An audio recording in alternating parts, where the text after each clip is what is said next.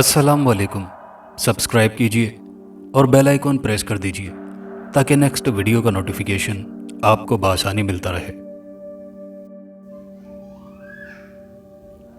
मैं इशा की नमाज पढ़कर ठिठुरती सर्दी से कपकपाता बाहर निकला ही था कि मस्जिद के मुल्हिका मकान से चीखो पुकार की आवाज़ मेरी समात से टकराई। वो बुलंदो बांग बेहंगम करख्त सी आवाज़ थी। मजलूमियत और दर्द में डूबती औरत की आवाज़ ने माहौल को अपनी गिरफ्त में लपेट लिया था। मैं शदीद सर्दी में खड़ा शशोपंज में था कि फिर से आवाज़ सुनाई दी। उसके बाद तो जैसे लामुतनाही सिलसिला शुरू हो गया। यह मकान काफ़ी अरसे से खाली पड़ा था, मगर आज से 2 हफ्ता पहले डाक खाने का एक क्लर्क इस मकान में आकर ठहरा था।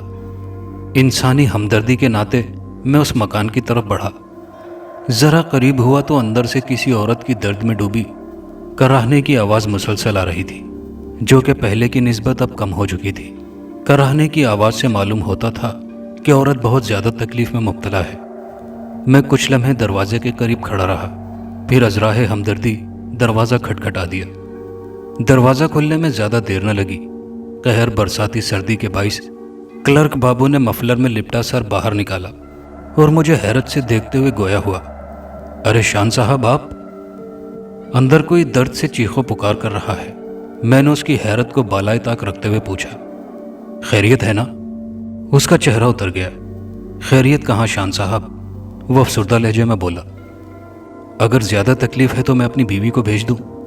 नहीं शुक्रिया, आप उन्हें इतनी सर्दी में कहाँ तकलीफ देंगे, वो खुद ब खुद ठीक हो जाएंगी। अरे भाई, ये तो हमारा इखलाकी फ़र्ज़ है, इसमें तकलीफ कैसी, मैं अभी भेजता हूँ। ये सुनते ही वो बेहद ममनून नज़रों से मुझे तकने लगा, जबकि मैं खुद को सर्दी से बचाता तेज़ी से अपने घर में दाखिल हुआ। हमारा घर मस्जिद की दूसरी जानिब था, यानी कि उसके मकान और हमारे मकान के दरमियान सिर्फ मस्जिद थी। मैंने घर में दाखिल होते ही बेगम को बताया कि डाक खाने के बाबू की बीवी सख्त तकलीफ़ में है, तुम ज़रा उनके घर हो आओ। बेगम ज़रा तेज़ मिजाज से बोली, इतनी सर्दी और धुंध के बायस मैं किसी के घर जाने वाली नहीं, सुबह को आऊँगी। मैंने समझाया, भली मानस किसी की तकलीफ़ का एहसास करना इंसानी फ़र्ज़ है। जाओ शाबाश, 2 घड़ी बैठकर चली आना, शायद उन्हें किसी औरत के सहारे की ज़रूरत हो। बेगम ने तुर्श लहजे में कहा, मुझे इस वक्त कहीं नहीं जाना, मुझे नींद आ रही है, और साथ ही करवट बदल ली।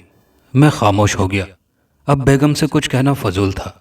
बेगम की फितरत से बखूबी वाकिफ़ था। अगर मैं थोड़ा जोर और देता तो झगड़े की नौबत आ जानी थी। सो करवट बदलते सोचने लगा, डाक खाने का बाबू उम्मीद लगाए होगा। मैं अभी इन्हीं सोचों में गुम था कि सकूत को चीर देने वाली बुलंदो बांग आवाज़ सुनाई दी। मैंने अचानक बेचैनी से करवट बदली तो साथ ही बेगम ने भी करवट ली। एक दूसरे से आंखें चार हुई। शायद उसे भी कराहने की चीख ने मुस्तरिब किया था। हम दोनों अपनी अपनी जगह बेचैन थे। हमारा ज़मीर हमें झंझोड़ रहा था कि एक इंसान दर्द से मरा जा रहा था और दूसरा इंसान नर्मोगुदाज बिस्तर में नींद के लम्हात से महसूस होने की कोशिश कर रहा था। आहें आहिस्ता आहिस्ता चीखों में तब्दील होती चली गई थी, कभी बुलंदो बांग तो कभी दम तोड़ती मादूम। मालूम नहीं उस बेचारी को कितनी तकलीफ थी जो कि बुरी तरह चीखो पुकार कर रही थी। हमारी फिर से आंखें चार हुई और मैंने बेरुखी से मुंह फेर लिया।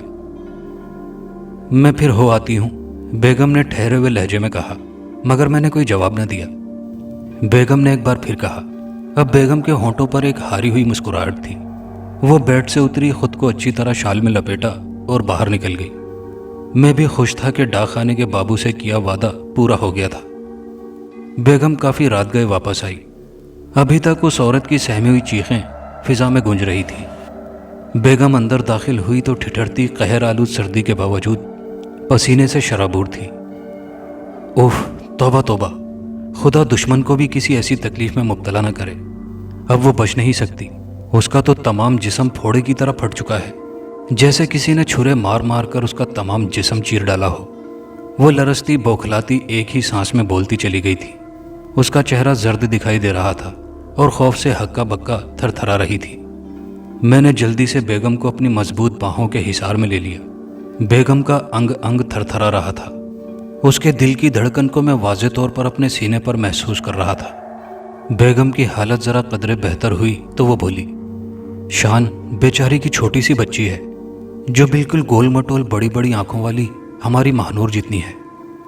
میرے دل پر چوٹ سی لگی، دل سے خود بخود دعا نکلی، اللہ تعالیٰ اسے زندگی دے تاکہ اس بچی کے سر پر ممتا کا سایہ موجود رہے۔ اب بھی اس عورت کی چیخیں برابر آ رہی تھی کہ اچانک مکمل خاموشی چھا گئی۔ دل چاہا کہ بیگم صاحبہ کو ایک مرتبہ پھر بھیج کر پتہ کروں، مگر جب بیگم کی طرف دیکھا تو اب وہ خیالوں کی وادیوں میں غوطہ زن تھی۔ پھر میں بھی دل میں خلش لیے سونے کی کوشش کرنے لگا، اور پھر جانے کب مجھ پر نیند کی دیوی مہربان ہوئی اور میں سو گیا۔ صبح کسی غیر متوقع آواز سے میری آنکھ کھلی۔ کوئی بین کرتے ہوئے رو رہا تھا۔ میرا خیال اچانک ڈاک خانے کے بابو کی طرف منتقل ہو گیا۔ بیچاری اللہ میاں کو پیاری ہو گئی، انا للہ و انا الیہ راجعون۔ میں اچانک پھر جیسے چونک پڑا۔ آواز تو کسی عورت کے رونے کی آ رہی تھی۔ میں نے بیگم کو جگایا تو اس نے کروٹ بدلتے ہوئے پوچھا، کیا بات ہے؟ وہ عورت بین کر رہی ہے، مگر وہاں تو اس کے سوا کوئی دوسری عورت نہ تھی۔ جاؤ دیکھو تو صحیح کیا معاملہ ہے، میں نے کہا۔ عورت مرد سے زیادہ تجسس پسند ہوتی ہے۔ مجھے پختہ یقین تھا کہ بیگم میرے کہنے پر نہ گئی تھی، بلکہ اپنے تجسس کی تسکین کی خاطر اس نے میری بات مان لی تھی، مگر وہ اتنی سردی میں باہر جانے کو قطعی تیار نہ تھی، اور پونے آدھے گھنٹے بعد وہ لوٹ آئی۔ مہنور کے ابا ڈاک خانہ بابو مر گیا۔ کیا؟ میں انگشتے بدندہ رہ گیا۔ کیوں؟ کیسے؟ کیا ہوا اسے؟ میں نے بیک وقت کئی سوال کر ڈالے تھے۔ اسے رات میں سانپ نے ڈس لیا تھا۔ اس کا تمام جسم نیلا ہو گیا ہے اور چہرہ سوج کر کپا بن گیا ہے۔ بیگم یہ کہتے کہتے رک گئی، جیسے اچانک اسے کچھ خیال آیا ہو۔ پھر بولی، ہاں مگر اس کی بیوی تو اس وقت چنگی بھلی ہے، رات میں تو اس کو حرکت کرنا بھی محال تھا۔ اور یہ بول کر وہ خاموش ہو گئی، جیسے خود اپنے سوال کا جواب تلاش کر رہی ہو۔ میں چپ سادے مسجد کی طرف چلا گیا۔ پھر دن نکلنے کے ساتھ ہی اس کے خاوند کو دفنا دیا گیا، کیونکہ جسم پھٹنے کا اندیشہ تھا۔ گاؤں میں اس کے بارے میں مختلف افواہیں پھیلی ہوئی تھی۔ کوئی کہتا یہ جگہ بھاری ہے، تو کسی کی زبان پر تھا کہ اس کی بیوی پر سانپ عاشق تھا، اس لیے ڈاک خانے کے بابو کو اس نے چاٹ لیا۔ کوئی کہتا کہ اس کی لڑکی جو بمشکل 5 سال کی تھی اس پر سانپ عاشق ہے۔ کچھ تو یہاں تک بول رہے تھے کہ یہ لڑکی خود سانپ ہے، جو غالباً 100 سال بعد اپنی حالت بدلنے پر قادر ہو چکی ہے اور لڑکی بن گئی ہے۔ اور میں بھی لوگوں کی باتوں سے قدرے متفق تھا، جبکہ کافی لوگوں کا یہ نظریہ تھا کہ یہ سب افواہیں ہیں۔ تاہم یہ بات میرے ذہن میں بار بار گردش کر رہی تھی کہ وہ عورت ایک ہی رات میں تندرست کیسے ہو گئی۔ یہ ایسی بات تھی کہ کسی بھی صورت ہضم نہ ہو پا رہی تھی۔ ابھی میں اسی شش و پنج اور کوشش میں تھا کہ تعزیت کرنے والے لوگوں کی آمد و رفت، تو میں اس کی بیوی سے اس کی صحتیابی اور بابو کی اچانک موت کا راز ضرور پوچھوں گا۔ میں ملاقات کے انتظار میں تھا کہ پتہ چلا کہ موصوفہ کا بھائی آ کر ان کو اپنے ساتھ لے گیا ہے۔ میں دل میں کسک لیے ہی رہ گیا۔ رفتہ رفتہ یہ واقعہ ذہن سے مٹتا چلا گیا اور میں بھی کاموں میں مصروف ہوتا گیا۔ پھر میری پوسٹنگ فیصلہ آباد ہو گئی اور اس واقعے کو تقریباً 9 سال بیت گئے۔ اب ہماری مہنور بھی ماشاءاللہ جوان ہو چکی تھی اور 10ویں میں پڑھ رہی تھی۔ رمضان کا مہینہ تھا۔ ایک دن میں چھت پر بیٹھا قرآن شریف کی تلاوت کر رہا تھا کہ مہنور اسکول سے واپس آئی۔ اس نے آتے ہی السلام علیکم کہا۔ میں نے وعلیکم سلام کہہ کر اس کی طرف دیکھا تو اس کے ساتھ ایک دبلی پتلی سی خوبصورت نین و نقش کی لڑکی کھڑی تھی، جسے دیکھ کر میں مبہوت ہو کر رہ گیا اور چند لمحوں تک کوشش کے باوجود اس کے چہرے سے نظریں نہ ہٹا سکا۔ قدرت کے اس اچھوتے شاہکار کو دیکھ کر بے اختیار میرے منہ سے سبحان اللہ نکل گیا۔ اتنی حسین و جمیل لڑکی میں نے اپنی زندگی میں کبھی نہیں دیکھی تھی۔ اس کے بال دیکھ کر مجھے یوں محسوس ہوا جیسے کسی سونار نے سونے اور چاندی کی آمیزش سے نہایت باریک اور لمبی تاریں بنا کر اس کے سر پر جوڑ دی ہوں۔ بیضوی چہرے اور اونچی ناک، اور ناک کے نیچے عجیب انداز میں دلکش طریقے سے تراشے ہوئے ہونٹ تھے، جیسے یاقوت کی کاشوں کو تراش کر اس کے سرہانے پر چسپاں کر دیا گیا ہو۔ مجھے اپنی طرف دیکھتے پا کر اس نے نظریں جھکا لی تھی۔ ایک شرمیلی سی مسکراہٹ اس کے ہونٹوں پر نمودار ہوئی تھی۔ مسکرانے کی وجہ سے اس کے دونوں رخساروں پر چھوٹے چھوٹے گڑھے سے بن جاتے تھے۔ ویسے بھی اس کے رخسار کشمیری سیب کی طرح معلوم ہو رہے تھے۔ اچانک اس نے نظریں اٹھائی۔ اس کی آنکھوں میں عجیب سی بے پناہ چمک تھی، جن کی تاب نہ لاتے ہوئے میں دوسری طرف دیکھنے لگا۔ وہ جب تک موجود رہی بے اختیار میری نظریں بار بار معصوم سی حسن پیکر گڑیا کی طرف اٹھ رہی تھی۔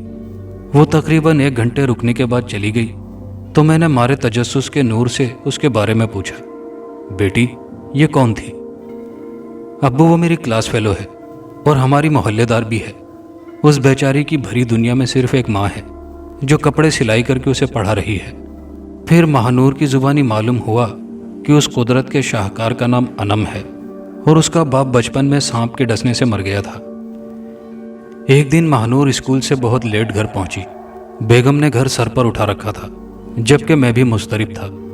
میں نے آتے ہی مہانور سے دیر سے آنے کی وجہ دریافت کی تو وہ بولی، ابو میں انم کے گھر گئی ہوئی تھی، اس کی آج کچھ طبیعت خراب ہے۔ مگر بیٹا گھر تو اطلاع دے کر جاتی، پتہ بھی ہے کتنے پریشان تھے ہم لوگ۔ سوری ابو، آئندہ ایسا نہیں ہوگا۔ شام کو مہانور میرے پاس آئی اور اس کے گھر جانے کی اجازت طلب کی تو میں نے اجازت دے دی۔ بڑے شوق سے جاؤ بیٹی، تیمارداری کرنا تو انسان کا اخلاقی فرض ہے۔ اور پھر مہانور اس کے گھر کی طرف نکل گئی۔ میں اپنے کچھ نجی کاموں سے شہر سے باہر چلا گیا تھا۔ جب میں 3 دن بعد گھر لوٹا تو مہانور نے مجھے ایک دہشتناک واقعہ سنایا، جسے سن کر گاؤں کی بیتی ہوئی 9 سال پرانی ماضی کی وہ رات یاد آ گئی اور ساتھ میں پھیلی ہوئی لوگوں کی افواہیں۔ میں تو پہلے ان باتوں کا قائل تھا اور مہانور کو سختی سے انم سے ملنے سے منع کر دیا تھا۔ مہانور نے واقعہ کچھ یوں بیان کیا، جب میں شام کو انم کے گھر پہنچی تو اس کی امی بخار کے باوجود مشین چلا رہی تھی۔ میرے اندر داخل ہوتے ہی انم نے کہا، امی اب بس کرے نا، پہلے ہی آپ کی طبیعت خراب ہے۔ اس کی امی نے جواب دیا، بس ایک قمیض رہ گئی ہے، وہ لوگ کچھ دیر میں لینے آئیں گے، سلائی نہ کی تو طرح طرح کی باتیں سننا پڑیں گی۔ اچھا آپ آرام کریں، سلائی میں کر دیتی ہوں، انم نے کہا اور میں نے بھی اس کی بات کی تائید کی۔ ہاں خالہ جان، انم ٹھیک کہتی ہے، آپ کو آرام کی ضرورت ہے، وہ بولی۔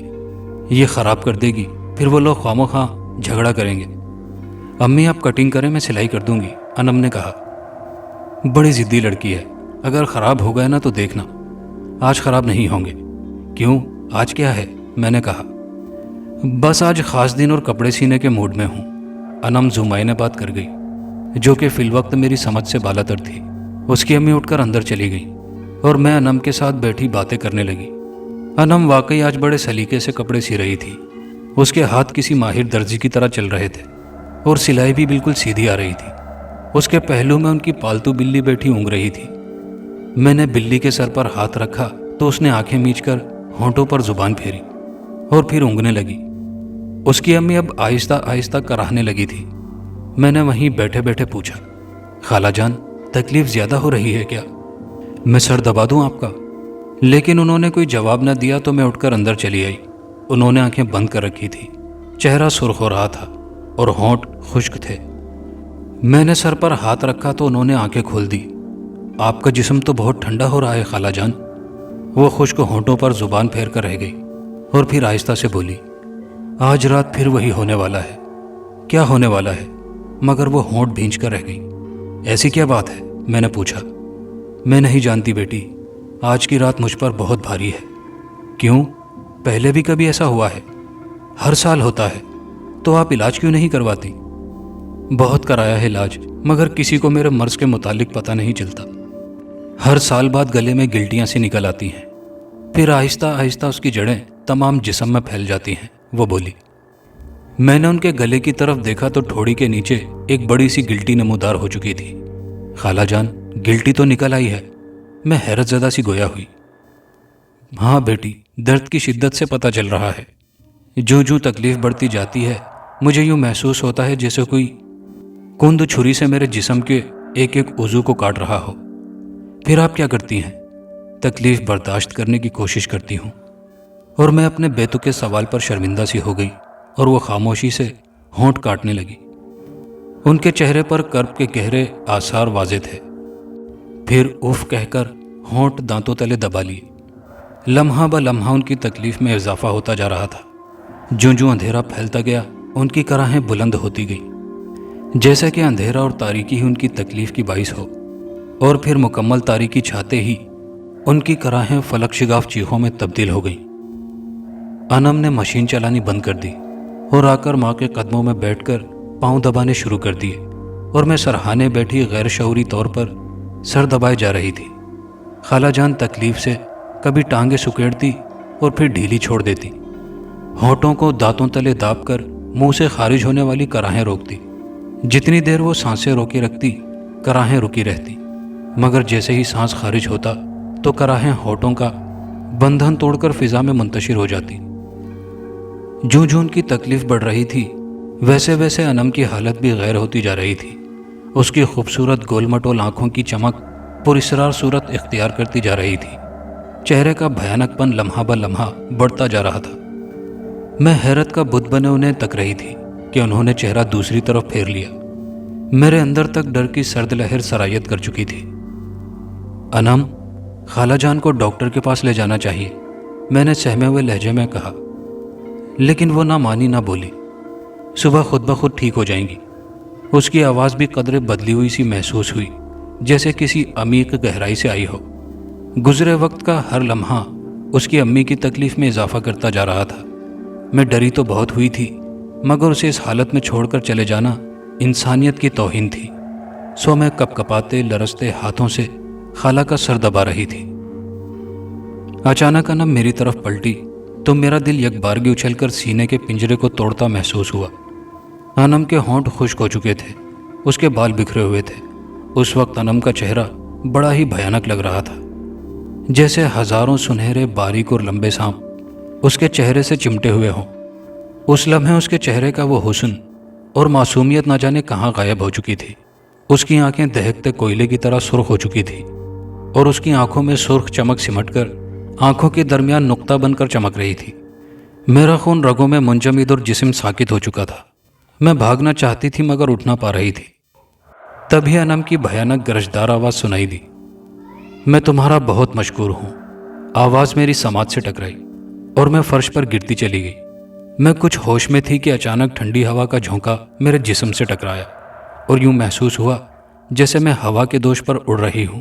پھر کچھ یاد نہ رہا، اور جب میں صبح اٹھی تو میرا ذہن بالکل صاف تھا، مگر انم کی امی کا خیال آتے ہی رات والے وہ دو نقطے میرے ذہن میں ابھر آئے، جنہیں میں نے فوراً اس خیال کے تحت جھٹک دیا کہ 4 ماہ سے انم میرے ساتھ رہ رہی ہے، لیکن آج تک ایسی کوئی بات نہیں ہوئی تھی۔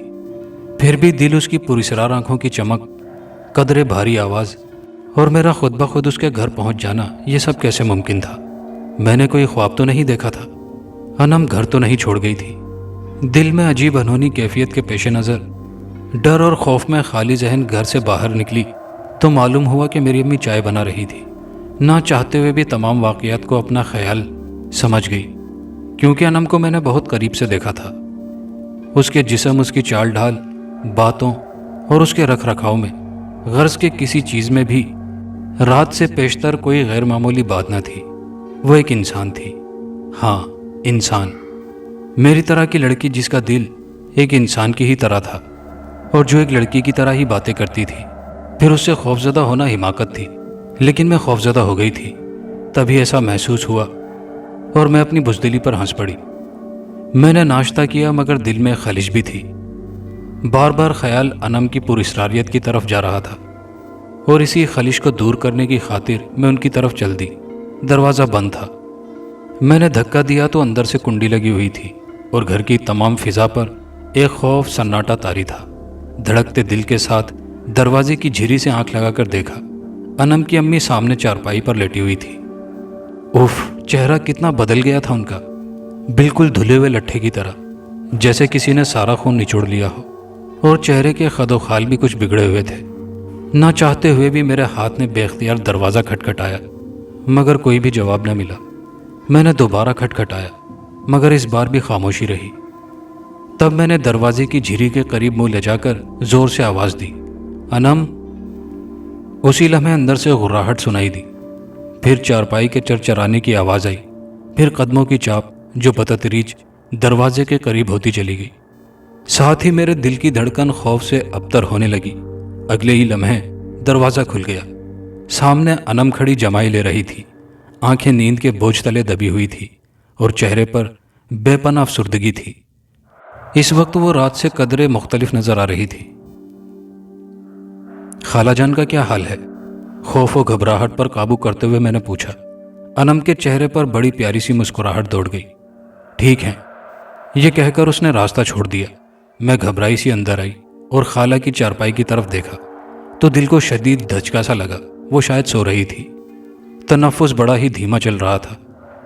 اگر سینے تک تنی ہوئی چادر اوپر نیچے حرکت نہ کر رہی ہوتی تو انہیں ایک لاش کہنا بیجا نہ ہوتا۔ میرے دل کو دھچکا لگا۔ ان کا سفید چہرہ تو میں باہر جھری سے ہی دیکھ چکی تھی۔ میں تو یہ دیکھ کر کانپ گئی تھی کہ ان کے گلے والی گلٹی سے خون کی 2 باریک لکیریں نکل رہی تھی، جو کہ گردن کی گولائی سے پھسلتی ہوئی نیچے چارپائی کے سوراخ سے گزر کر زمین پر گر رہی تھی۔ میں چند لمحے پھٹی پھٹی آنکھوں سے دیکھتی رہی۔ مجھے یوں محسوس ہوا جیسے وہ مر چکی تھی۔ میں نے جلدی سے آگے بڑھ کے نبض دیکھی، جو نامحسوس حد تک دھیمی تھی۔ مجھے اچانک اپنے ہاتھ پر چکناہٹ سی محسوس ہوئی۔ میں نے ہاتھ کی طرف دیکھا تو میرے ہاتھ پر سفید سی رطوبت لگ گئی تھی۔ پھر میری نظر بے ساختہ ان کی کلائی پر مرکوز ہو گئی۔ عین نبض کی رگ پر 2 گہرے باریک سے زخم تھے، جیسے کسی نے تھوڑے فاصلے پر 2 کیلیں چبھو کر نکال لی ہوں۔ انہی میں سے سفید مادہ رس رہا تھا۔ میں دیکھ ہی رہی تھی کہ انم جھپٹی اور جلدی سے آستین کلائی پر چڑھا کر زخم ڈھانپ دیا۔ میں اس کی اس حرکت پر حیران ہو کر رہ گئی۔ اسی دوران ان کی پالتو بلی میاؤں میاؤں کرتی ہوئی کہیں سے نمودار ہوئی اور زمین پر گرے خون کو چاٹنے لگی۔ اس سے پہلے کہ میں اس حرکت کا سبب پوچھتی، انم نے فوراً بلی کو لات ماری اور وہ دور جا گری۔ پھر دیکھتے ہی دیکھتے بلی کے حلق سے عجیب و غریب آوازیں نکلنے لگی۔ بعد ازاں وہ تیزی سے ایک دائرے کی صورت میں چکر کاٹنے لگی، پھر ایک دم اچھلنے لگی اور اس کے منہ سے بدستور عجیب و غریب آوازیں نکلتی رہی۔ پھر ایک خوفناک غراہٹ کے ساتھ اچھلی اور ساکت و جامد ہو گئی۔ میں نے بلی کو پیر سے ہلایا تو میرے حلق سے چیخ نکل گئی۔ تاہم انم سنجیدہ تھی۔ میں اندر تک ڈر چکی تھی۔ رات کا منظر نظروں کے سامنے گھومنے لگا۔ میں نے وضاحت طلب نظروں سے انم کی طرف دیکھا تو وہ کہنے لگی، امی کا خون انتہائی زہریلا ہے۔ ان کی جھوٹی چیز بھی اگر کوئی کھا لے تو اس کا زندہ رہنا محال ہے۔ تو پھر خالہ کیسے زندہ ہیں؟ میں نے سوال کیا۔ ایک دوسرا زہر اس زہر کو کاٹتا ہے، انم افسردہ لہجے میں بولی۔ دوسرا زہر کون سا؟ اس نے کوئی جواب نہ دیا اور خون پر راکھ ڈال کر صاف کرنے لگی۔ میں پھر سے اپنا سوال دہرانے لگی کہ اسی لمحے اس کی امی نے کروٹ بدلی اور دھیرے دھیرے آنکھیں کھولتے ہوئے مسکرانے کی کوشش کی۔ میں ان کی طرف متوجہ ہوئی۔ میرے بولنے سے پیشتر ہی وہ بولی، تم کیسے صبح صبح چلی آئی؟ بس آپ کی طبیعت دریافت کرنے۔ میں نے حیرت سے ان کے سوال کا جواب دیا تو ان کی آنکھوں سے آنسو بہہ کر گالوں کی جھریوں کو بھگونے لگے۔ میں تو تنگ آ چکی ہوں اس زندگی سے اور مر بھی نہیں سکتی۔ خدا کسی دشمن کو بھی ایسی اذیت نہ دے۔ ایک فرض ہے جو مجھے زندہ رہنے پر مجبور کر رہا ہے، ورنہ… ان کی آواز جذبات میں دب گئی۔ میں سارے خوف بالائے طاق رکھتے ان کی چارپائی پر بیٹھ گئی اور ان کے شانوں پر ہاتھ رکھتے ہوئے گویا ہوئی، خالہ آپ کو ہمت نہیں ہارنی چاہیے۔ تکلیفیں انسان پر ہی آتی ہیں، مگر آخر کیا اذیت ہے؟ کیا ہے اس بیماری کی ابتدا و حقیقت؟ کچھ تو بتائیں۔ ان کے چہرے پر افسردگی چھا گئی۔ کچھ کہنے کے لیے ہونٹ کھولے پھر خاموش ہو گئی۔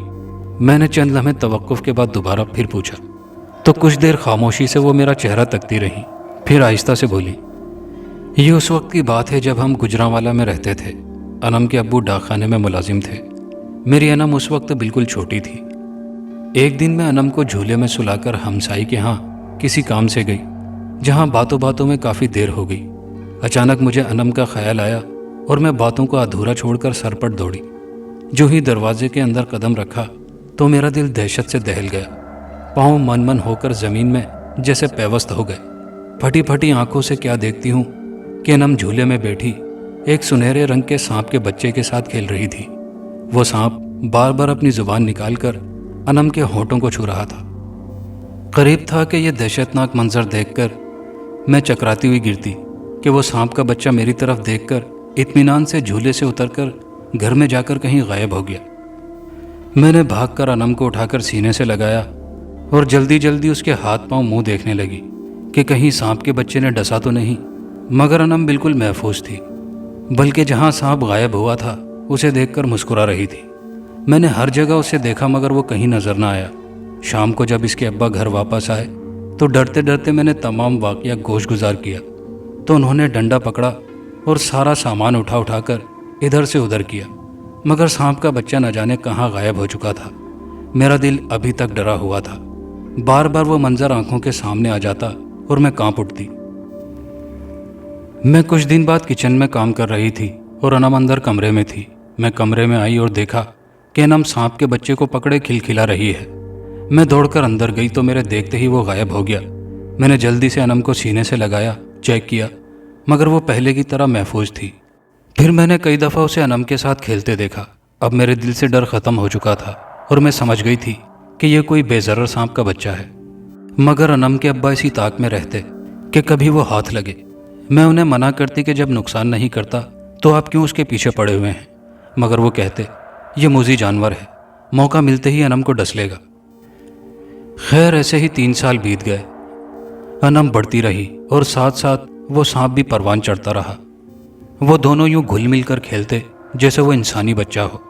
अनम 6 साल की हो चुकी थी, अक्लो शऊर आ चुका था, मगर फिर भी वो सांप के साथ हंसती खेलती थी, उसके साथ खुशबाश रहती, सांपों की सी चाल चलती। उसकी चाल ढाल रख रखाव सब उन्हीं की तरह हो गया था। वो उन्हीं की तरह 2 ज़बान निकालती, अलगर्ज के सांपों की सी तरह नशोनुमा परवान चढ़ रही थी। 6 साल की होकर भी उसने खड़े होकर चलना ना सीखा था, बल्कि वो सांप की तरह ही रेंगती थी। उसकी इस सूरत हाल से हम काफ़ी हद तक परेशान थे। इसी वजह से हमने मकान तब्दील करने का फ़ैसला किया ताकि उस सांप से हमारी जान छूट जाए। एक दिन मैं बैठी रोटियां पका रही थी कि मेरे पाँव के करीब सरसराहट हुई, तो मैं बिदक कर घबराती पीछे हटी तो मेरा पाँव सांप के बच्चे पर आ गया। आनन फानन उसने पलटी खाई और मुझे कलाई से डस लिया।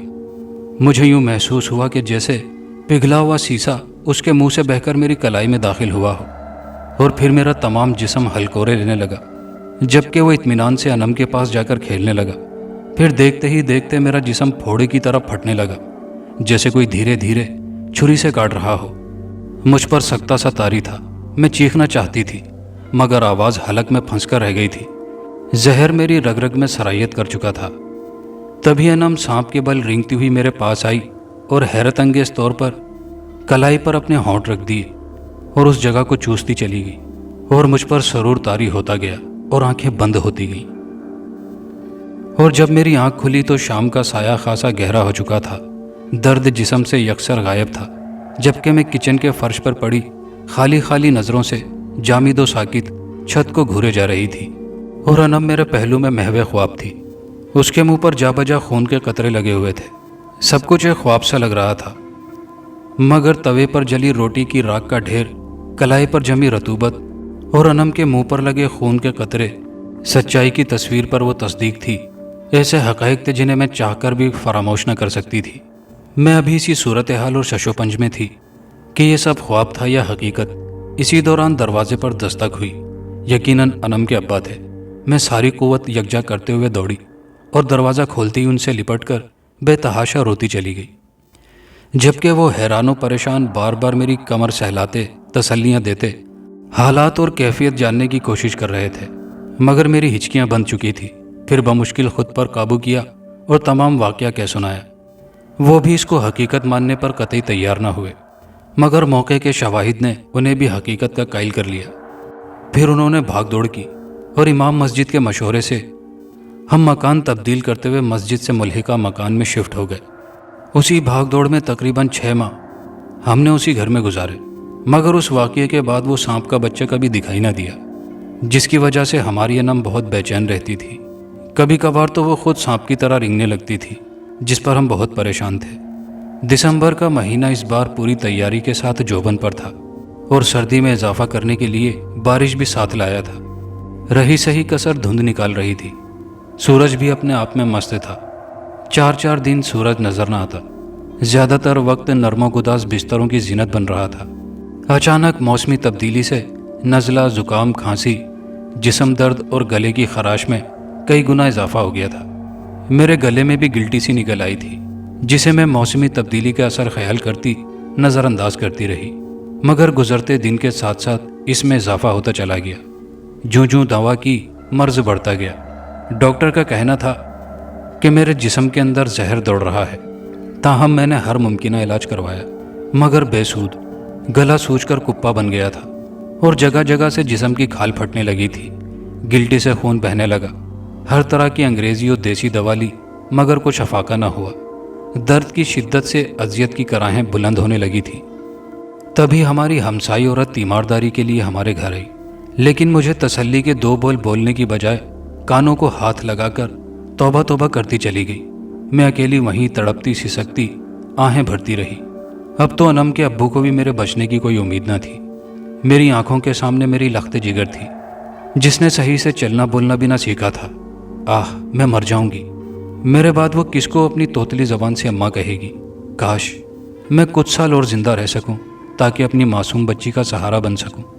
मेरे दिल में ज़िंदा रहने की कितनी आरजुएं थी, मगर मुझे क्या खबर थी कि मैं ये तकलीफ़ें बर्दाश्त करने के लिए कई साल ज़िंदा रहूंगी और मेरी अनम के अब्बा आज की रात के बाद फिर ना बोल सकेंगे।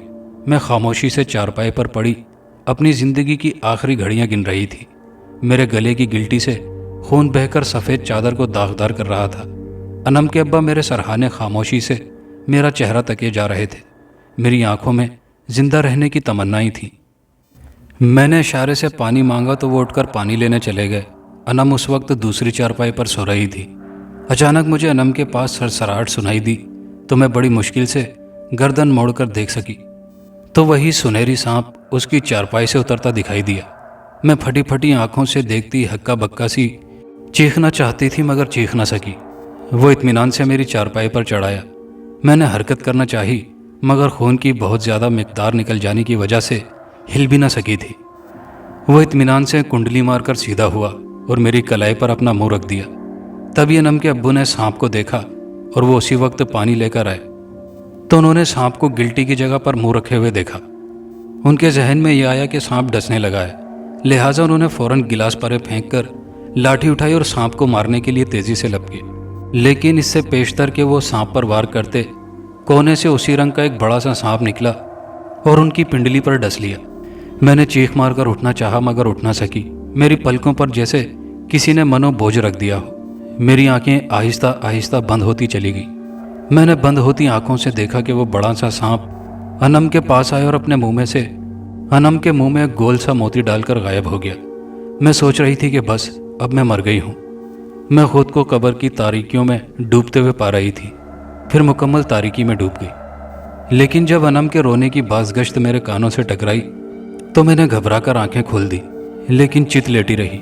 रात का घटाटोप अंधेरा सुबह काजिब में तब्दील हो चुका था, मगर धुंध ने उजाले को अपनी लपेट में ले रखा था। मुझे अपनी तकलीफ का बिल्कुल एहसास ना था। पहले तो मैं समझी कि सब कुछ मेरे मरने के बाद ज़हूर पजीर हो रहा है, मगर अनम के मुतवातर रोने और रोशनी ने मुझे ज़िंदगी का एहसास दिलाया। तब मैंने अपने हाथ पैरों को जुम्बिश दी, फिर सर उठाकर अनम की तरफ देखा जो दूसरी चारपाई पर थी। न जाने वो कब से बिलक बिलक कर रो रही थी। अचानक मेरी नज़र नीचे फर्श पर पड़ी। मेरे सामने अनम के अब्बा नीचे फर्श पर अकड़े पड़े थे। उनका जिस्म नीला पड़ चुका था, चेहरा सूज चुका था और मुंह से झाग निकल रहा था। मैं अपना सीना पीट पीट कर बैन करने लगी। पूरा मोहल्ला इकट्ठा हो गया। हर कोई मेरे गम को अपना गम समझ रहा था। खैर, अब क्या हो सकता था। दिन चढ़ते ही अनम के अब्बा को दफना दिया गया और कुछ दिनों बाद मेरा भाई आकर हमें वहाँ से यहाँ ले आया। उसके बाद हर साल पर एक मखसूस वक्त पर इस जहर का दौरा पड़ता है। मेरे गले में गिल्टी निकल आती है और सुबह जब तकलीफ़ हद से बढ़ जाती है तो रात 12 बजे के करीब खुद ब खुद अनम की हालत गैर होना शुरू हो जाती है। सांसें फूल जाती हैं और वो सांप की तरह फुंकारती हुई उसकी ज़बान सांप की ज़ुबान की मानिंद हो जाती है। फिर वो मेरी कलाई पर डसती है तो मेरी तकलीफ़ ख़त्म हो जाती है और मेरी आंखें खुद ब खुद बंद हो जाती हैं। सुबह होती है तो मेरा दर्द भी गायब हो जाता है। अनम भी रात का वाक़या फरामोश कर चुकी होती है। शायद ये सब उस मोती या मनके का असर है जो बड़े सांप ने अनम के मुंह में डाला था। जहाँ सांप का डसा जहर था वहाँ अनम का काटना तरियाक का काम देता है। यूँ मेरी ज़िंदगी की डोर जहरो तरियाक में गुजर रही है। मैं ये वाक़या सुनकर सुबह की नमाज के बाद उनके घर की तरफ गया तो दरवाजे की कुंडी में बड़ा सा ताला लगा दिखाई दिया और मैं अफसुर्दा दिल के साथ वापस आ गया। मैं अक्सर सोचता हूँ कि वो दोनों माँ बेटी न जाने कहाँ और किस हाल में होंगी। दोस्तों, कहानी अच्छी लगी हो तो वीडियो को लाइक शेयर ज़रूर कीजिएगा। कमेंट बॉक्स में अपनी राय का इजहार कीजिएगा। चैनल पर नए आने वाले दोस्तों से गुजारिश है कि चैनल को सब्सक्राइब कर लीजिए। शुक्रिया।